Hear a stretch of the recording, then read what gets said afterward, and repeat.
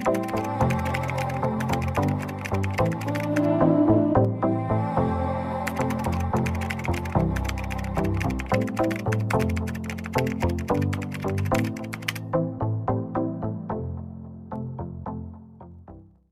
Viewers, জাগৰণ online ক্লাছত welcome জনাইছোঁ।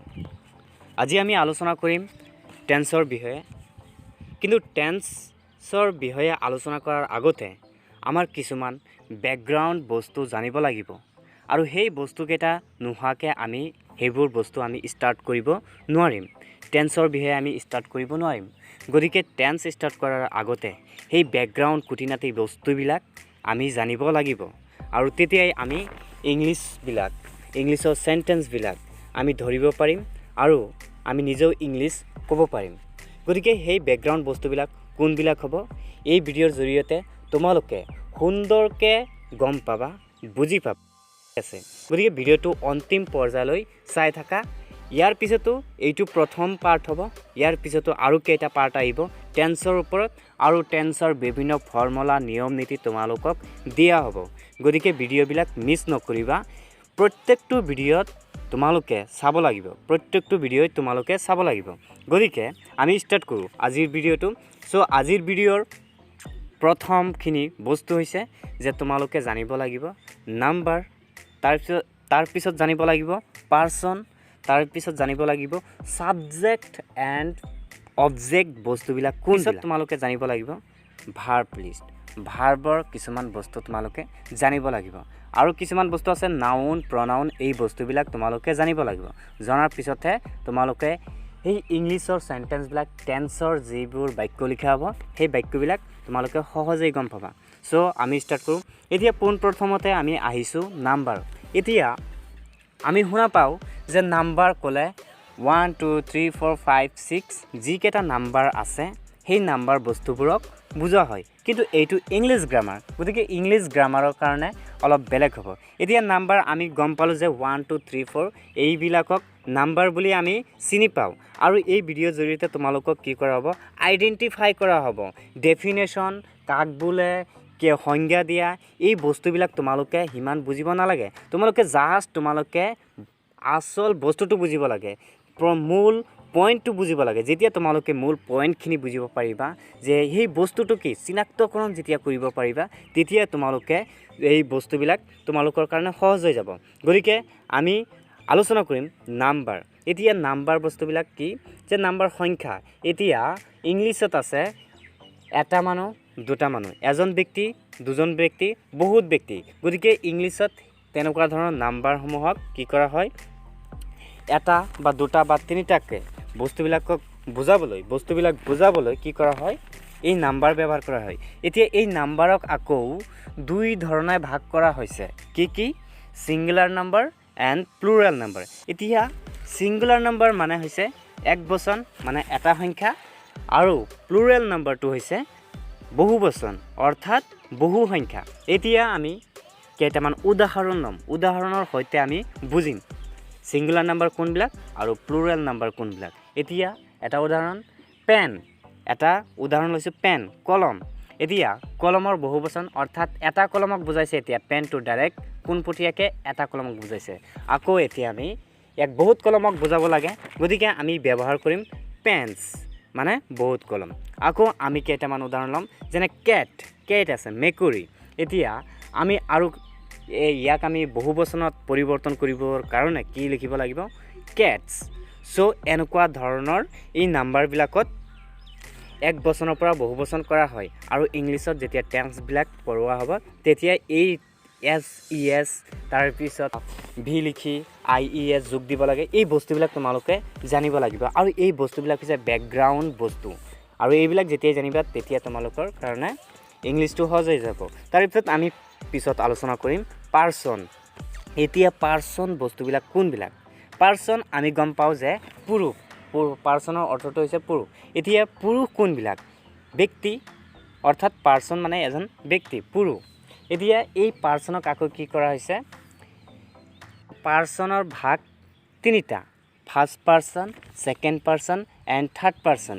এই first person second person third পাৰ্চনক আকৌ কি কৰা হৈছে দুটা ভাগত ভাগ কৰা হৈছে এতিয়া দুটা ভাগ কি singular number and plural number আমি প্ৰথমতে নাম্বাৰত পাই আহিছোঁ singular number and plural number অৰ্থাৎ এজন সিঙ্গুলাৰ নাম্বাৰ মানে এজন ব্যক্তিক বুজায় আৰু এজন এটা বস্তুক বুজায় বা এজন ব্যক্তিক বুজায় আকৌ প্লুৰেল নাম্বাৰটোৱে কি কৰে যে বহুতক বুজায় অৰ্থাৎ এজন আছে এজনতকৈ বেছি বুজায় এজন বা এজনতকৈ বেছি বুজায় এতিয়া আমি ইয়াক আমি ডিফাইন কৰিম চিনাক্তকৰণ কৰিম আইডেন্টিফাই কৰিম সো ফাৰ্ষ্ট পাৰ্চনত কি থাকে আই থাকে ফাৰ্ষ্ট পাৰ্চনত আই থাকে আৰু উই থাকে সেকেন্ড পাৰ্চনত কি থাকে ইউ থাকে তাৰ পিছত থাৰ্ড পাৰ্চনত কি থাকে হি শি ৰাম ৰহিম তাৰ পিছত দিস এই বস্তুবোৰ থাকে থাৰ্ড পাৰ্চনত এতিয়া দে দোজ ৰাম এইবিলাক প্লুৰাল নাম্বাৰত গৈছে এতিয়া আমি বুজিম যে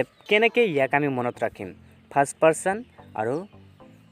person singular number and plural number so first person singular নাম্বাৰত আছে আই আমি এনেদৰে পঢ়িম যে ফাৰ্ষ্ট পাৰ্চন সিঙ্গুলাৰ নাম্বাৰত আছে আই ফাৰ্ষ্ট পাৰ্চন প্লুৰেল নাম্বাৰত আছে উই তাৰ পিছত আমি পঢ়িম সেকেন্ড পাৰ্চন প্লুৰেল নাম্বাৰত সেকেন্ড পাৰ্চন সিঙ্গুলাৰ নাম্বাৰত আছে ইউ আৰু সেকেন্ড পাৰ্চন প্লুৰেল নাম্বাৰত আছে ইউ অৰ্থাৎ তোমালোক আকৌ third person he she it এই বস্তুবিলাক থাকিলে প্লুৰেল নাম্বাৰত গুচি গৈ কি হয় দে আকৌ ৰাম থাকিলে ৰামছ আমি নাম্বাৰত যিদৰে পাইছোঁ যে ৰামটো এটা কি নাম বুজাইছে গতিকে তাক যেতিয়া আমি প্লুৰেল নাম্বাৰত লিখিব লাগিব তেতিয়া ৰামছ লিখিব লাগিব RAMS ঠিক তেনেদৰে দিস থাকিলে দোজ আহিব প্লুৰেল নাম্বাৰত সো এইকেইটা আছিল পাৰ্চনৰ বস্তু গতিকে আমি পাৰ্চনখিনি আমি গম পালোঁ যে কিদৰে মনত ৰাখিব লাগিব আমি মনত ৰাখিম first person singular number I first person plural number we second person singular number you second person plural number you third person singular number he she it তাৰপিছত third person plural number they আমি এনেদৰে মনত ৰাখিম আৰু এই বস্তুবিলাক মুখস্থ কৰিব নালাগে জাষ্ট বুজিলেই হ'ল আৰু তোমালোকে লাগিলে বস্তুবিলাক লিখি ল'বা এতিয়া আমি আলোচনা কৰিম যে নাউন এণ্ড প্ৰনাউন এতিয়া নাউন এণ্ড প্ৰনাউন বস্তুবিলাক কোনবিলাক যে নাউন যিবিলাক বস্তু নাম বুজায় এতিয়া নাম কোনবিলাক বুজায় যেতিয়া ৰাম কৈছিলোঁ যে ৰামটো কি এটা নাম তাৰ পিছত আৰু কি কেটটো কি নাম পেনটো কি নাম গতিকে এই বস্তুবিলাক হৈছে নাম একোটা নাম আৰু সেইবোৰেই হৈছে নাউন এতিয়া তাৰপিছত প্ৰনাউন কোনবিলাক এই নামৰ পৰিৱৰ্তে যিবিলাক বস্তু অৰ্থাৎ যিটো পদ ব্যৱহাৰ কৰা হয় সেইটো হৈছে প্ৰনাউন এতিয়া প্ৰনাউন কোনবিলাক তেনেহ'লে আমি আইডেন্টিফাই কৰিম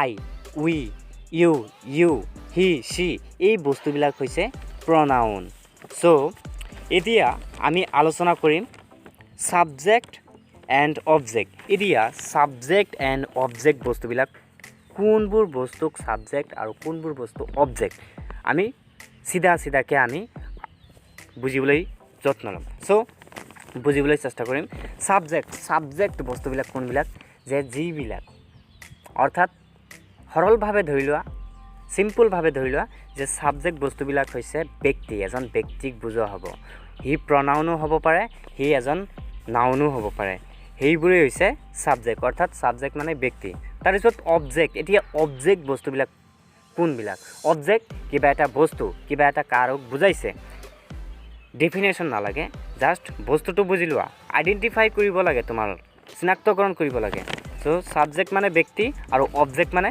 কিবা বস্তু আমি গম পালোঁ এতিয়া বস্তু কোনবিলাক বুকছ কিতাপ তাৰপিছত কলম পেন এই বস্তুবিলাকেই হৈছে অবজেক্ট সো আমি এতিয়া আলোচনা কৰিম ভাৰ্ব এতিয়া ভাৰ্ব পোৱাৰ লগে লগে ভাৰ্ব 1 আছে ভাৰ্ব 2 আছে ভাৰ্ব 3 এতিয়া ভাৰ্ব 1টো হৈছে প্ৰেজেণ্ট মানে প্ৰেজেণ্ট বৰ্তমান আৰু পাষ্ট ভাৰ্ব 2 হৈছে পাষ্ট যেটো অতীত তাৰ পিছত ভাৰ্ব 3 এটা হৈছে পাষ্ট পাৰ্টিচিপল লগ বুজায় গতিকে ভাৰ্ব 1ত থাকিব এটা উদাহৰণ লওঁ আমি যেনে গো ভাৰ্বটো 1 আছে অৰ্থাৎ V1 তাৰ পিছত ইয়াক যেতিয়া V2 কোৱা হ'ব তেতিয়া went হৈ যাব পাষ্টত যাব আকৌ যেতিয়া কোৱা হ'ব V3 তেতিয়া কোৱা হ'ব